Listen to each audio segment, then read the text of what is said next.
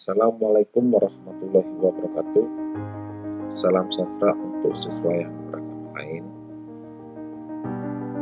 Pada kesempatan kali ini, saya akan berikan materi mengenai database server dengan KIKD, yaitu mengevaluasi database server. Materi ini adalah materi kelas 12 TKJ. Apa yang kamu pahami mengenai database server? Database server itu adalah sebuah program komputer yang menyediakan layanan pengolahan basis data dan melayani komputer atau program aplikasi berbasis data yang menggunakan model client server. Yang dimaksud server di sini itu adalah pengelola, dan klien ini adalah pengguna atau usernya. Oke, fungsi dari database ini terbagi 5 ya. Yang pertama yaitu mengkelompokkan data untuk mempermudah identifikasi data. Database ini menyediakan data yang sesuai dengan permintaan user terhadap suatu informasi dengan cepat dan akurat. Nah, di sini bisa dicontohkan bahwasannya ada petugas bank, dia tidak mungkin mencari seorang nasabah ya yang mengalami permasalahan, apakah rekeningnya itu terblokir atau bagaimana ya. Nah, dia otomatis membutuhkan software atau program yang mana dapat mencari data nasabah itu secara cepat ya, kendalanya di mana, seperti itu. Ini fungsi dari database yang pertama. Yang kedua yaitu menghindari adanya duplikasi data dan inkonsistensi data.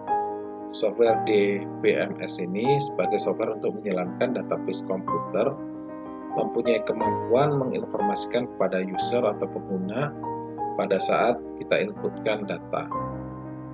Apabila data yang diinputkan sudah ada dalam database, otomatis data tersebut akan keluar ya. Seperti itu. Yang ketiga yaitu memudahkan dalam menyimpan, mengedit, menghapus, menginput, dan mengakses data. Nah, di sini kemudahan seperti itu bisa diperoleh pada saat kamu mengoperasikan program, contohnya aja lah program Word ya, kamu menginginkan bagaimana sih cara membuat tabel, oh ternyata keliru, terus tabel tersebut dihapus ya. Program Office seperti Word tadi otomatis dia punya memori data ya, database itu perintahnya seperti itu, otomatis dia akan menghapus. Yang keempat yaitu menjadi sebuah solusi dalam proses penyimpanan sebuah data, terutama data yang memiliki ukuran besar. Nah, nanti yang poin 4 ini akan saya contohkan ya. Nomor 5, mendukung aplikasi yang membutuhkan ruang penyimpanan. Hampir semua aplikasi modern membutuhkan ruang yang besar untuk menjalankan fungsinya secara optimal. Di sini peran database sebagai penyedia ruang untuk penyimpanan data-data aplikasi dan sistem dalam sebuah komputer. Nah, ini untuk tipe database server ini terbagi beberapa. Yang pertama yaitu operational database. Database ini menyimpan data rinci yang diperlukan untuk mendukung operasi dari seluruh organisasi, atau bisa disebut dengan subjek area database ya. Di sini transaksi database dan produksi database, contoh database pelanggan, database pribadi, database inventaris, akuntansi database. Nah, ini semuanya untuk aplikasi dan operasional database ini untuk aplikasi bisnis seperti itu.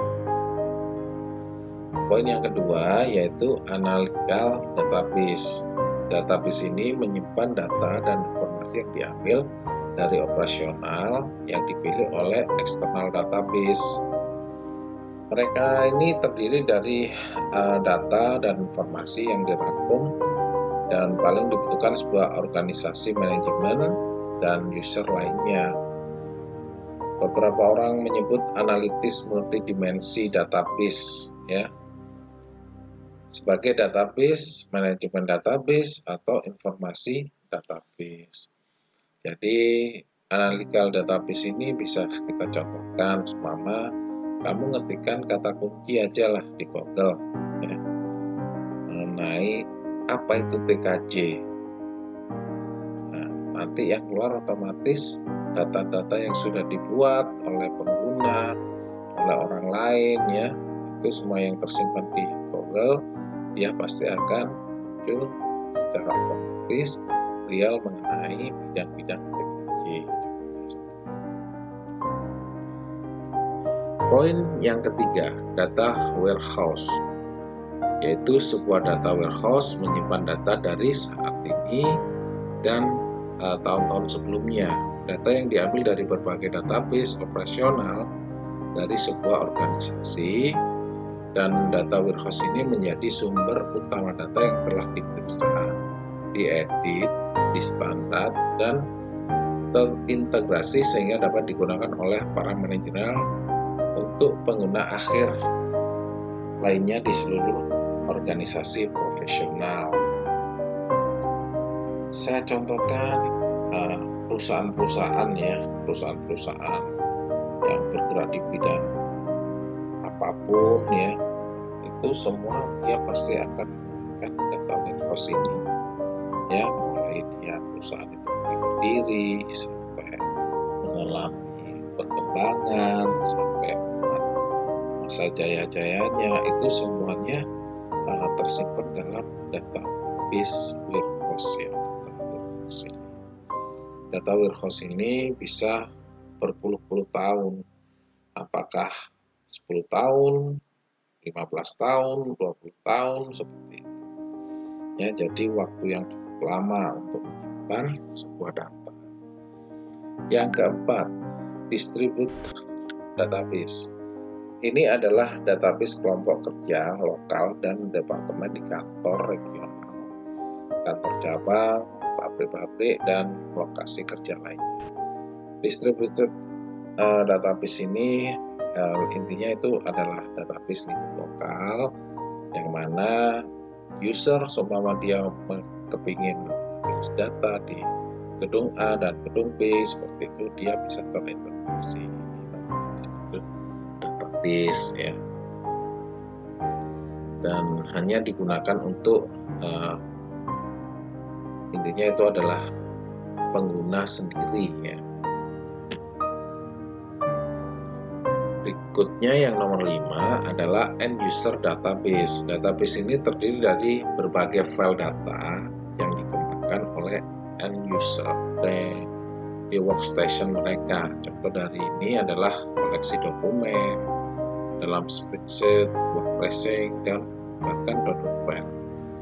Jadi program-program di komputer, di website, ataupun bahkan kamu membuat aplikasi di Excel contohnya.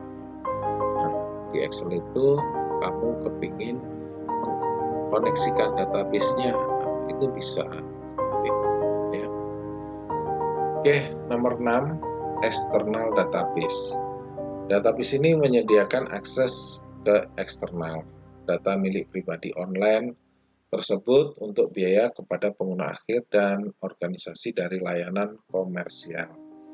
Akses kekayaan informasi dari database eksternal yang terdiri dari untuk biaya dari layanan online komersial dan dengan atau tanpa biaya dari banyak sumber di internet.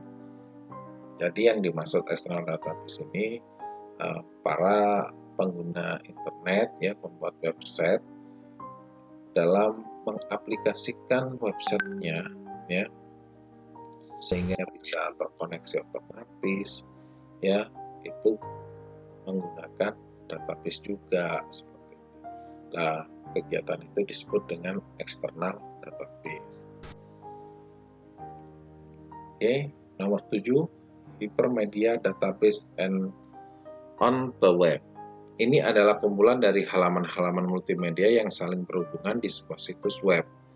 Mereka terdiri dari homepage dan halaman hyperlink, dari multimedia atau campuran media seperti teks, grafik, gambar, foto, klip, video, atau audio, dan lainnya.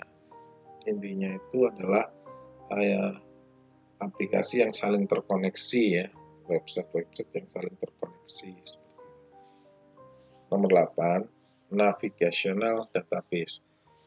Dalam navigasi database, queries menemukan benda terutama dengan mengikuti referensi dari objek lain.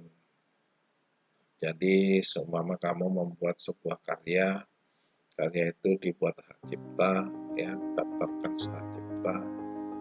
Nah, suatu ketika karyamu itu diambil sama orang lain, otomatis akan terekam. Intinya orang yang mengambil data kamu tadi itu bisa terlacak seperti itu. Oke, nomor 9, in-memory database. Database di memori utama bergantung pada memori utama untuk penyimpanan data komputer. Ini berbeda dengan sistem manajemen database yang menggunakan disk berbasis mekanisme penyimpanan. Database memori utama lebih cepat daripada dioptimalkan disk database sejak optimasi algoritma internal jadi lebih sederhana dengan sedikit CPU mengeksekusi instruksi. Nah, ini di komputer itu ada beberapa memori ya. Untuk yang memori internal ya, ada memori eksternal. Untuk yang internal ini dia akan menyimpan data atau instruksi dari pengguna baik komputer, PC, HP, itu semua akan tersimpan di memori database ini. Sehingga suatu ketika jika instruksi itu dieksekusi, dia akan menampilkan apa yang diinginkan seperti itu. Yang ke-10, document oriented database. Document oriented database merupakan program komputer yang dirancang untuk aplikasi berorientasi dokumen. Sistem ini bisa diimplementasikan sebagai lapisan di atas sebuah database rasional atau objek database. Jadi sebagai lawan dari database rasional, dokumen berbasis database tidak menyimpan data dalam tabel dengan ukuran seragam kolom untuk setiap record. Jadi yang dimaksud dengan dokumen oriented database itu seperti itu ya. Jadi untuk masalah ini kebalikan daripada rasional ya, rasional. Untuk oriented database ini memang komputer ini dirancang untuk aplikasi berorientasi dokumen ya. Jadi dalam sebuah perusahaan kadang-kadang ya, tapi pasti itu kan banyak sekali dokumen tersebut itu bagaimana bisa terkoneksi satu dengan yang lainnya. Seorang pemilik perusahaan walaupun dari jarak yang jauh, bisa di luar kota, di luar negeri, itu dia bisa memantau laporan monitoring ya, laporan monitoring keuangan, barang mengenai perusahaan tersebut dari jarak jauh. Seperti itu. Oke, nomor 11, real-time database. Real-time database adalah sebuah sistem pengolahan dirancang untuk menangani beban kerja negara yang dapat merubah terus-menerus. Ini berbeda dari database tradisional yang mengandung data yang terus-menerus. Sebagian besar tidak terpengaruh waktu. Jadi real time ini secara otomatis memang dirancang untuk menangani beban orang yang bekerja ya. Jadi dia real time terus bekerja terus-menerus tanpa dia diperintah untuk berhenti ya, seperti itu. Jadi real time ya, kelanjutan terus. Nomor 12 yaitu rational database, yaitu standar komputasi bisnis sejak tahun 2009. Rational database adalah database yang paling umum digunakan untuk saat ini, menggunakan meja untuk informasi struktur sehingga mudah untuk mencari. Jadi rational database ini dikenalkan tahun 2009. Yang tadi juga sudah dijelaskan di poin berapa tadi ya, itu bahwasanya rational database ini dia membahas mengenai informasi struktur ya, informasi struktur sebuah perusahaan ya, untuk orang yang sakit. Kalau ini memang database rumah sakit ya, orang sakit ini dia riwayatnya sakit ini, rekam medisnya seperti apa, itu identik dengan rational database ya, standar komputasi bisnis sejak tahun 2009. Berikutnya, dari penjelasan yang sudah saya paparkan, setidaknya kalian harus paham software apa yang bisa digunakan untuk membuat database. Ini adalah Microsoft Access, dia adalah produk dari Microsoft Office ya. Setiap versi itu pasti nanti ada MS Access. Ini sering juga digunakan ya. Berikutnya MySQL, yaitu database storage engine, banyak digunakan untuk programmer apalagi web developer ya. Ini kalau membuat web, buat apapun ya, program itu pasti banyak juga yang menggunakan MySQL. Berikutnya SQL Server, yaitu database storage engine buatan Microsoft juga ya. Engine ini berbayar, akan tetapi Microsoft juga menyediakan yang gratis ya, Express Edition.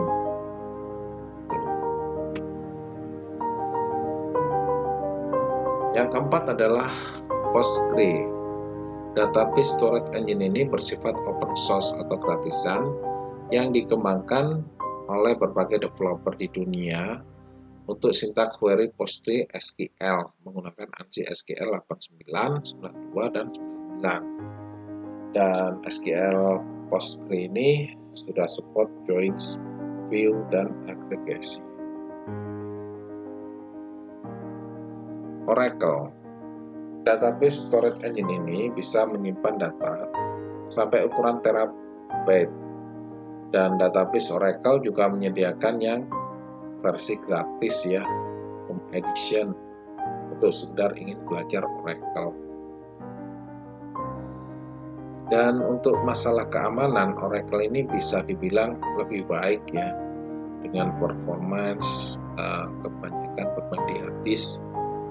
Dan ingin menggunakan Oracle, Anda harus menyediakan spesialis yang cukup untuk backup Oracle-nya sendiri. Oke, dari semua yang sudah kita pelajari, setidaknya ini adalah alur proses database server. Yang pertama yaitu user, digambarkan orang dengan akun ini ya, operasikan laptop.